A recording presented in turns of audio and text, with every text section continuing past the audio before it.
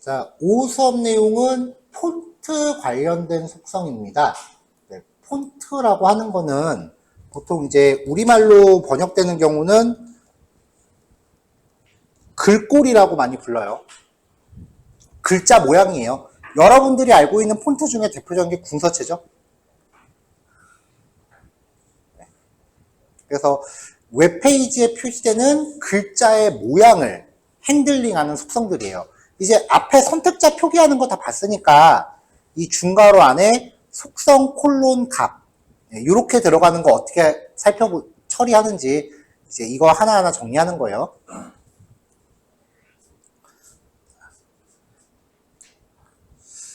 자, HTML하고 마찬가지로 문장에 대한 처리랑 문단에 관련 처리 이렇게 두 가지로 일단 크게 구별되는데 일단은 문장을 구성하는 데 필요한 글자 모양부터 보겠다는 거죠.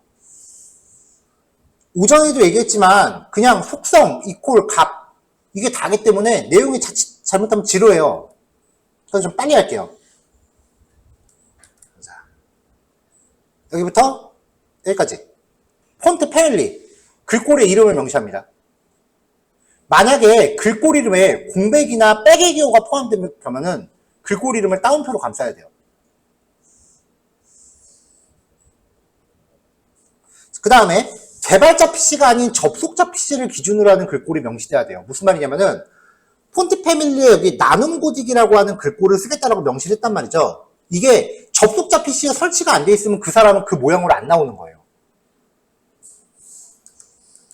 자, 지금 보면은 폰트 패밀리에 지금 이렇게 콤마로 2개 이상을 나눠서 3개를 나열했죠. 그러면 접속자한테 일단 이 글꼴이 있는지 확인을 해요. 없으면 얘가 차선책이야. 이것도 없으면 다음 거를 찾아요. 그것도 없으면 정상적으로 표시되지 않습니다. 자, 폰트 사이즈, 글자 크기고요. 픽셀 단위를 주로 사용합니다. 이거 말고 EM이라고 하는 단위도 많이 쓰는데 이건 이따 따로 설명할게요. 폰트 스타일, 글자의 기울임 여부예요. 이탈릭은 기울임, 노멀은 기본값. 이런 게 있으니까 U, I 이런 태그를 이제 안 쓴다는 거죠. 폰트 웨이트, 글자의 굵기를 표현해요. 기본적으로 볼드, 노멀 요거 두 가지만 있는데 보더, 더 두껍게, 라이트, 가늘게, 라이터, 더 가늘게 이런 값도 있고요. 아니면은 100부터 900 사이에 100단위 숫자 값을 쓰기도 해요. 100, 200, 점점점, 700, 800, 900 이렇게 있는 거죠. 뭐 450 이런 거 없어요. 자, 400이 기본 노멀에 해당을 해요. 자, 근데 이 굵기 같은 경우에 요거 혹은 숫자 이걸 아무 글꼴이나 붙잡고 다 적용한다고 먹는 게 아니에요. 이 폰트 패밀리에서 쓰겠다고 정의한 글꼴이 이 굵기의 종류를 지원을 해야 돼요. 일반적으로 볼드하고 노멀은 지원하는데 보더나 라이트, 라이터까지 지원하는 글꼴은 크게 많지 않아요. 그래서 이거는 이제 모든 글꼴이 다 적용할 수 있는 건 아니다. 글자 색상, 이건 알죠? 라인 헤이트, 한 줄의 높이입니다. 뭐 픽셀이나 퍼센트 단위 표현이고요. 퍼센트면은 폰트 사이즈를 기준으로 하기는 해요. 라인 헤이트는 약간의 그 부연 설명이 필요한데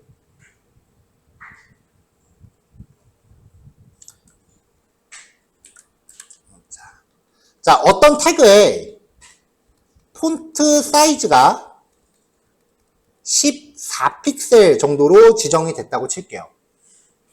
일반적인 웹페이지에서는 14픽셀이 기본이고요. 스마트폰에서는 16픽셀이 기본이에요. 그리고 라인 헤이트가 28픽셀로 잡혔다고 가정을 해볼게요. 그러면은 라인 헤이트가 어떤 역할을 하냐면은 이게 한 줄 간격이라고 설명하는 경우가 있어서 그래요. 한 줄의 높이예요. 뭐냐면은 한 줄의 높이가 28픽셀이 되는 거예요. 거기에서 14픽셀의 크기로 글자를 쓰는 거예요. 그럼 한 이렇게 이 정도 배치되겠죠. 그 다음 줄에서도 28픽셀의 공간이 생기고 또 글자는 14픽셀로 구성이 되는 거죠. 얘는 14픽셀.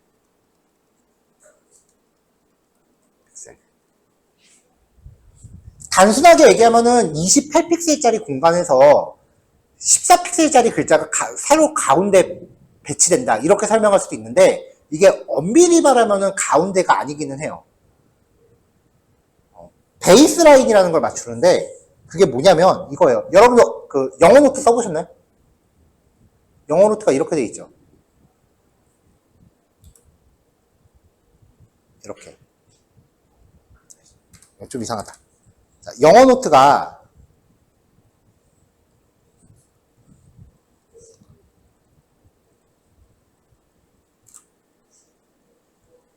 보통 이렇게 생겨서 요게 한 줄 있잖아요.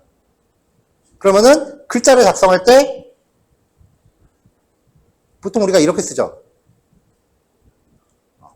라인에이트는 이 높이에요.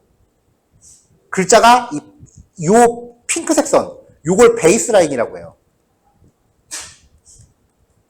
여기에 맞춰지는 거예요.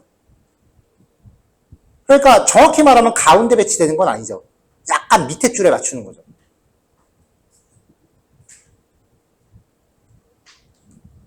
근데 얼추 그냥 대충 어림잡아서 가운데 온다. 그렇게 설명해도 크게 벗어나진 않아요.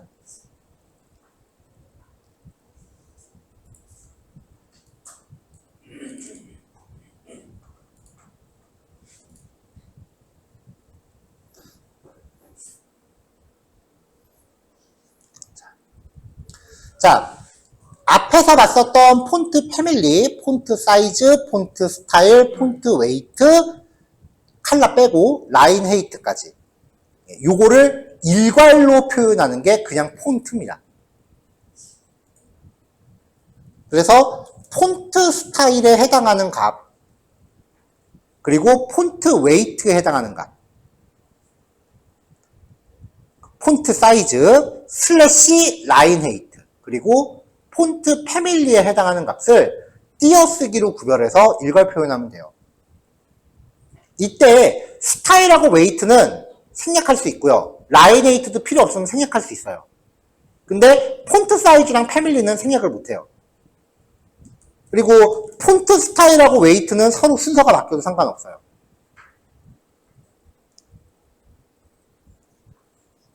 그러니까 한 번에 일괄 표현할 거냐 아니면은 이렇게 개별적으로 하나씩 서술할 거냐 이거는 여러분들이 선택하시면 되고요. 자, 그 다음에 이제 EM 단위입니다.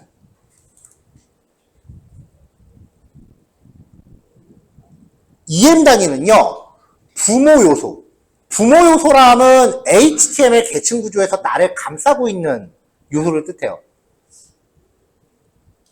그러니까 지금 이렇게 있을 때 요 div 입장에서 부모는 자기를 감싸고 있는 얘가 되는 거예요. 부모 요소한테 부여된 글자 크기를 1EM으로 놓고 여기에 대한 상대적인 크기를 지정하는 거예요. 자, 지금 여기 패런트한테 부여된 게 100픽셀이란 말이죠. 그리고 그 안에 있는 차일드한테 0.5EM을 부여했다라는 거는 부모를 기준으로 50%의 글자 크기를 갖겠다는 거예요. 이렇게 약간 상대적인 수치예요.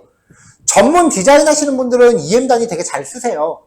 근데 우리는 전문적으로 이걸 다루겠다는 건 아니기 때문에 그냥 EM만 하셔도 됩니다.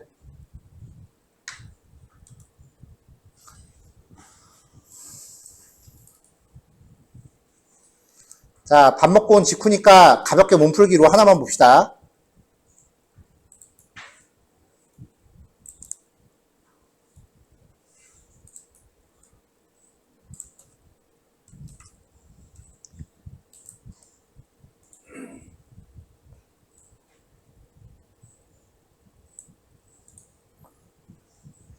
자, div 태그에 폰트 1, 2, 3, 4, 5를 놨어요.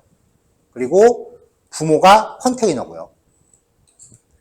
자, 자, 컨테이너한테 폰트 사이즈 40을 부여해요. 그러면 요 범주 안에 있는 모든 애들이 글자 크기가 40이 되는 거죠. 일단 이렇게 커져요. 글자 크기 40. 자, 컨테이너 범주 안에서 폰트1이라는 클래스를 찾습니다. 이해죠? 폰트 패밀리 궁서체, 그 다음 띄고 굴림체. 자, 그 다음에 폰트 사이즈가 0.82mm래요. 그럼 여기에서 이 부모한테 부여된 게 아까 40픽셀이었으니까 이걸 기준으로 한 80% 되는 크기가 되겠죠. 좀 줄어들죠? 궁서체 됐고요. 자, 폰트2, 폰트 스타일 이탈릭. 옆으로 누워요. 폰트3, 폰트 웨이트 볼드. 굵어져요. 자, 근데 볼더 먹나? 반응 없죠? 지원 안 하는 거야. 라이트. 자, 아래 거랑 차이 없죠? 그러니까 이것도 지원 안 하는 거예요. 라이터는 더더욱 안 하겠지. 라이터는 또 하네요. 자, 그 다음에 숫자로 지정할 때는 400이 기본이에요. 500. 지원 안 하고요. 600. 굵어지네요. 700. 800. 900. 네, 지원 안 하죠. 그러니까 이게 이론상으로는 가능하지만 실제로 모든 값이 다 되는지는 글꼴마다 다르다는 거.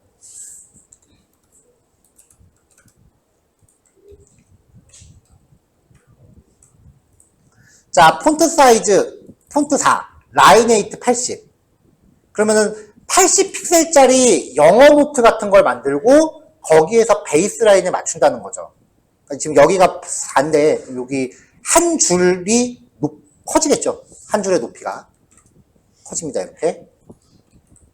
자, 일괄 지정 폰트 굵게 기울이고 글자 크기 50에 라인에이트 100픽셀 글자 모양 궁서 한꺼번에 넣으면 된다고요. 여기서 볼드하고 이탈릭은 순서 바뀌어도 된다. 볼드, 이탈릭 둘 중에 필요 없는 거 빼도 된다. 라인에이트 여기 슬래시 포함해서 요 라인에이트 이거 되게 귀찮네. 요거 필요 없으면 빼도 된다. 하지만 글자 크기를 의미하는 50픽셀과 글꼴 이름은 뺄 수 없다.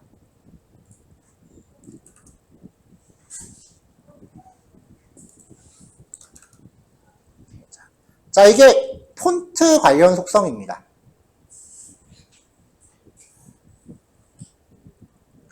내용이 계속 이런 식으로 전개가 돼요. CSS는. 그래서 어느 정도 내용이 쌓여갖고 지금 이거는 폰트 패밀리랑 폰트 사이즈라는 속성 두 개를 같이 쓰면은 모양이 어떻게 된다. 이거는 우리가 바로 예측할 수 있잖아요. 근데 내용이 좀 쌓이면은 이렇게 몇몇 개의 속성을 같이 썼을 때 전혀 예측하지 못한 효과가 나오기 시작을 해요. 거기부터 난이도가 좀 올라간다라고 느낄 거예요. 그 전까지는 이거 표로 잘 정리해서 다다다 외우는 수밖에 없어요. 그래서 아마 지금 요 부분이 우리가 6개월 동안 같이 공부하는 기간 중에 가장 지루한 기간일 거예요. 제가 느끼기에는 그래요.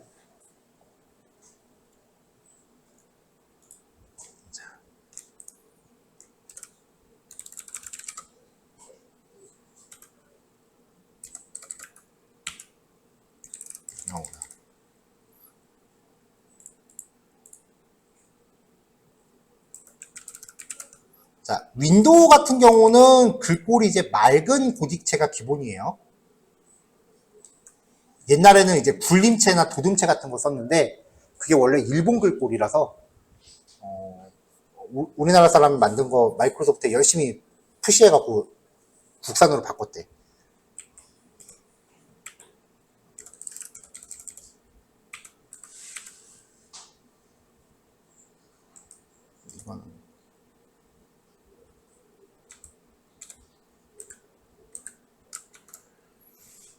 자, 구별해보세요. 뭐가 뭘까? 열받죠? 코딩할 때 이런 오타나는 못 찾아요. 자, 그러면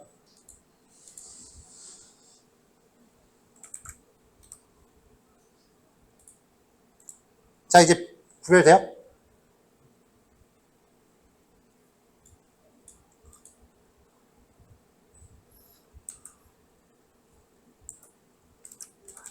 자, 첫 번째 거는 한글 2고요. 두 번째 거는 알파벳 소문자 L이고요. 세 번째 거는 알파벳 대문자 I입니다. 글자 모양을 바꾸니까 그래도 좀 구별이 되죠.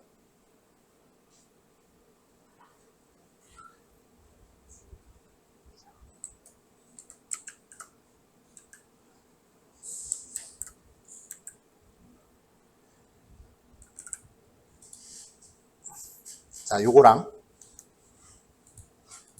이거는 차이가 날지 모르겠네.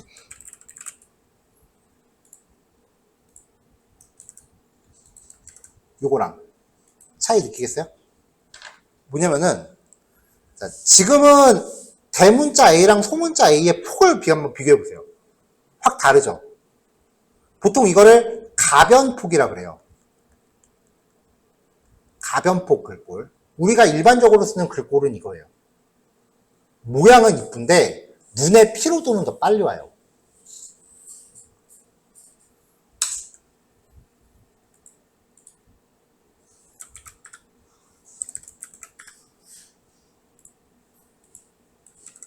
얘는요, 큰 차이나 보이나요? 글자의 폭이 거의 일정하죠. 이거를 고정폭 글꼴이라고 해요.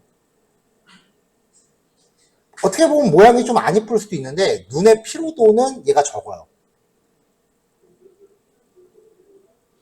왜 레포트 같은 거 쓸 때 글자 모양 좀 이쁘게 하려고 막 별의별 글꼴, 이쁜 글꼴 적용하는 친구들 되게 많잖아요. 그쵸? 이쁘지? 한번 생각해 봤어요? 왜 모든 책은 바탕체만 쓸까?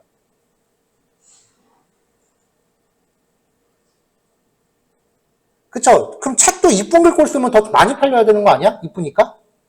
근데 왜 모든 책은 약속이나 하는 듯이 바탕체를 쓸까요? 한글인 경우에 바탕체가 그 사람의 눈의 피로를 가장 적게 주는 글꼴이에요. 그래서 한국 출판협회에서 그 공식적으로 바탕체를 이제 표준으로 삼아요. 그래서 원래 레포트 같은 거 쓸 때 바탕체 써야 돼요, 원래. 다른 글꼴 쓰면, 학교에서 다른 글꼴 쓰면 점수 안 주는 교수님들 있죠. 원래 그래서 그래요.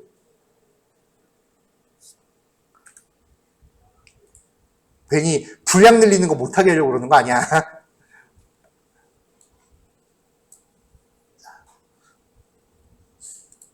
여기에서 본 것처럼, 글꼴 얘기 나온 김에 하는 거예요. 여기에서 본 것처럼, 개발자들도 코딩 전용 글꼴이 따로 있어요.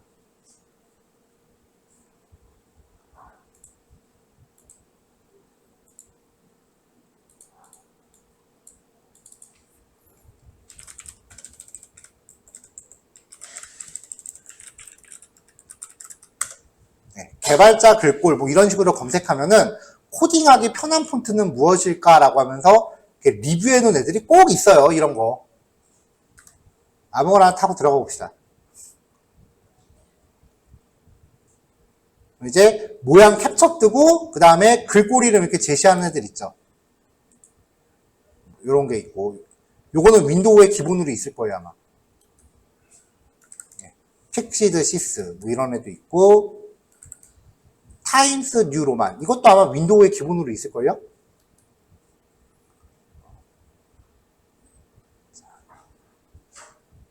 자, 근데 이제 전 세계 개발자들이 많이 애용하는 글꼴. 첫 번째, 나눔고딕 코딩.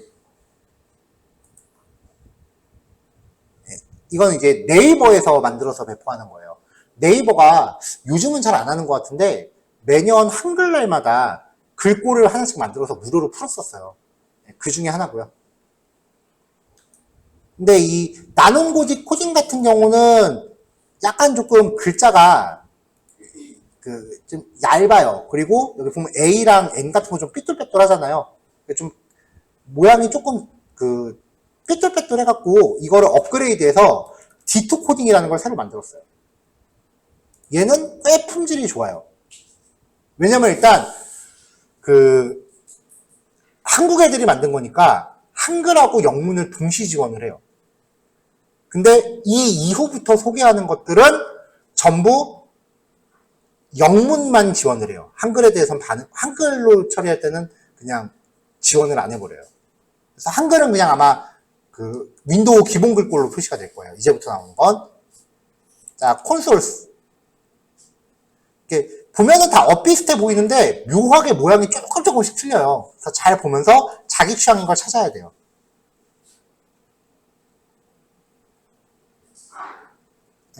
왜 이거밖에 설명을 안 해놨어요, 얘는.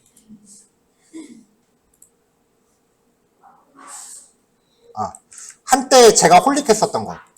핵이라는 글꼴이에요. 모양이 약간 옹기종기해갖고 좀 귀여워서 한때 이제 제가 좋아했던 글꼴이고요. 요즘 제가 쓰는 애들. IBM 플렉스 모노. 왜 나랑 똑같이 가고 있지? IBM 플렉스 모노라는 글꼴이고요. 네, D2 코딩. 얘는 이렇게 한글 같은 거에 대해서도 잘 적용을 해요.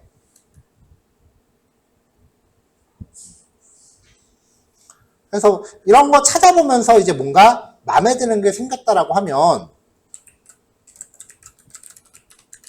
D2 코딩 같은 경우는 검색하면 이제 네이버 깃허브로 넘어갑니다. 타고 들어가서 이제 버전별로 쪼르륵 이제 다운로드 받을 수 있게 해놓은 것 같은데 당연히 제일 높은 버전을 받아야겠죠?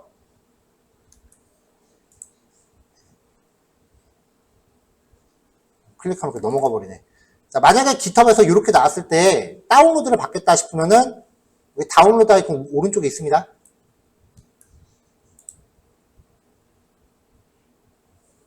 다운로드가 되네요. 그래서 압축 풀고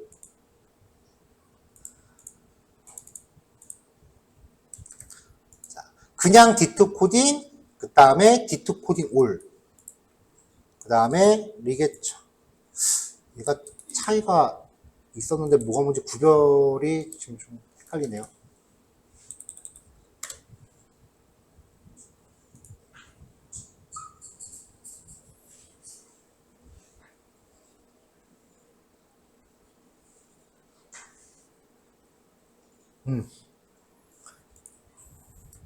자, 이 리가처라고 돼 있는 얘는요 뭐냐면은 지금은 우리가 할 일이 없는데 나중에 코딩하면 괄호 이퀄 느낌표 이퀄 이런 기호를 타이핑을 해야 돼요. 이때 이 리가차라는 폰트는 이거를 스스로 이렇게 바꿔서 보여줘요. 얘는 이렇게 바꿔서 보여줘요. 약간의 그 디자인이 가미된 특수문자를 지원한다. 그렇게 생각하시면 돼요. 그래서 원하는 거를 선정을 했다면은 이제 여기 있는 애들을 여기 보시면은 TTF, TTC 뭐 이렇게 있잖아요. 얘는 볼드 붉은 거 지원하는 거고 얘는 TTC랑 TTF다. 뭐 얘네들 마우스 우클릭해서 드래그해서 마우스 우클릭하면은 윈도우 같은 경우는 설치 버튼이 있어요. 이거 누르면 설치가 돼요.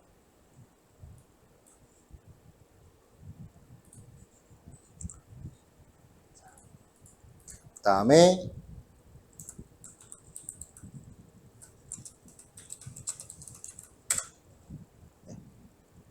IBM 플렉스 모노라고 검색하면은 구글 폰츠라는 사이트로 넘어가네요.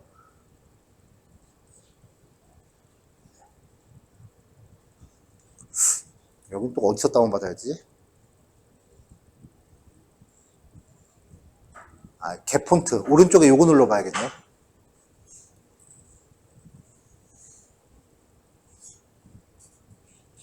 여기 다운로드 아이콘 여기 있네요. 사이트마다 이런 거 잘 찾아봐야 돼요. 다운로드 올도 있고. 그다음 IBM 플렉스 모노. 얘도 들어가서 얘는 종류가 왜 이렇게 많아? 그냥 싹 다 긁어서 마우스 클릭해서 설치.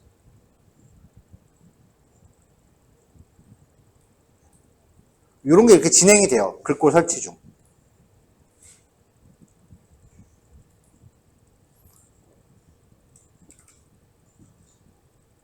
자, 설치된 글꼴은 윈도우 기준으로 C 드라이브 밑에 윈도우스 밑에 폰츠라는 폴더가 있어요. 맥은 그 응용 프로그램 안에 유틸리티라는 폴더 안에 보면 서체 관리자라는 프로그램이 있을 거예요. 그럼 여기에 이제 내 컴퓨터에 깔려있는 글꼴들이 보이는 거죠.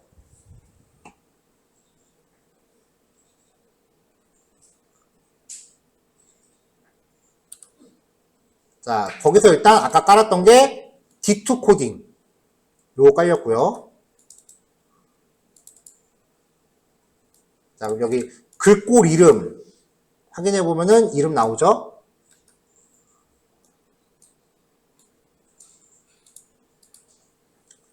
그 다음에 IBM 플렉스 모노 얘도 글꼴이 이렇게 글꼴 이름 확인해 보면은 IBM 플렉스 모노라고 뜨죠. 이거를 비주얼 스튜디오 코드에서 설정 들어가면은 여기에 폰트 패밀리 이제 이거 뭔지 알겠네요. 폰트 패밀리 여기에 이제 적용을 할 수 있는 거죠.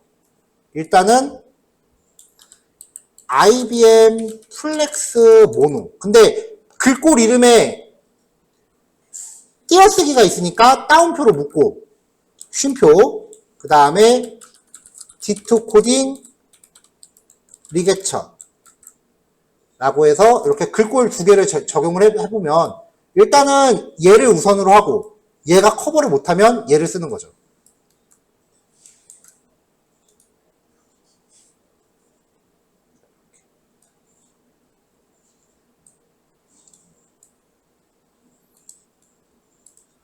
자, 비포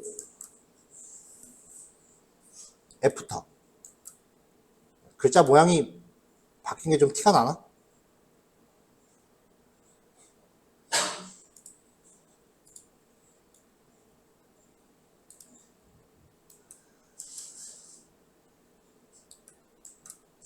큰 차이가 없네.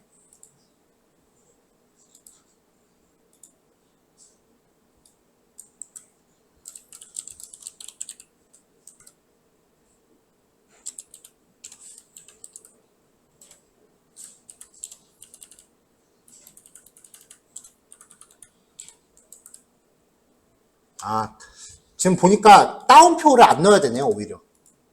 따옴표를 얘는 따옴표를 안 넣고 넣어야 되네요.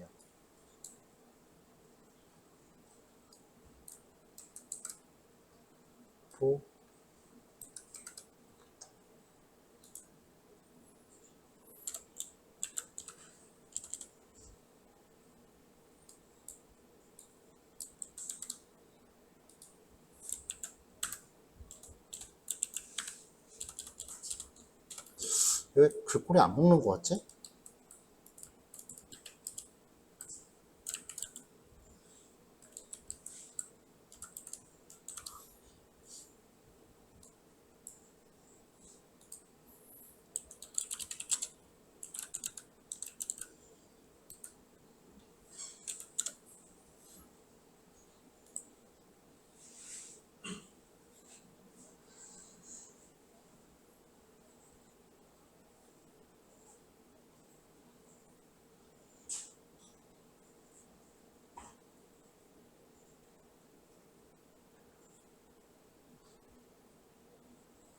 아니요, 따옴표로 감싸는 게 맞대요. 근데 콧따옴표로 감싸라고 하는 것 같네. 혹시 모르니까 한번 껐다 켜봅시다.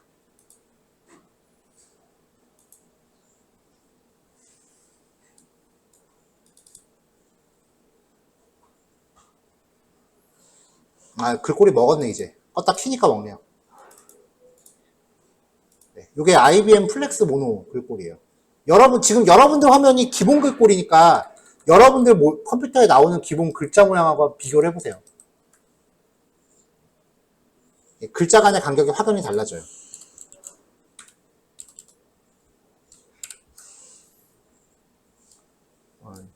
D2 코딩을 먼저 적용을 해보면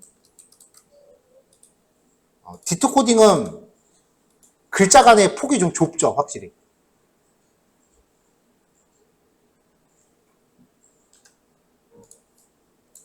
그리고 이건 안 먹네.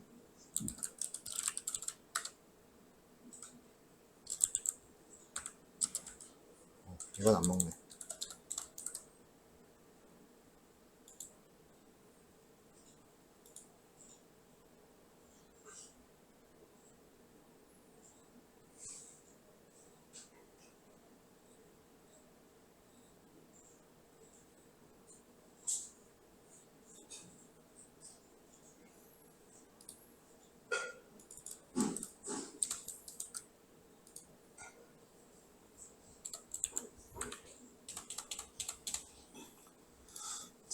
자, 뭐, 이런 식으로 해서 이제 글자 모양을 취향에 따라서 이제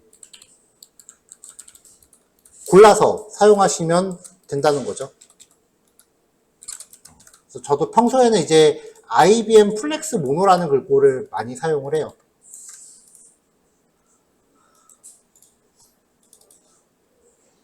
자, 껐다 키면은 좀 더 설정이 확실하게 먹혀요. 자, 폰트에 대해서 이제 이야기를 했어요.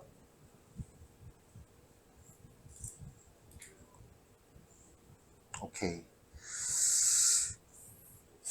자, 일단은 점심 먹은 후 첫 예제는 요거 하나로 금방 끝나겠죠? 그리고 잠깐 쉬었다가 해서 3시 실습은 5분이면 될 것 같은데 5분 더 쓸게요. 실습 10분 하시고 10분 쉬었다가 그러면은 3시 15분에 봅시다.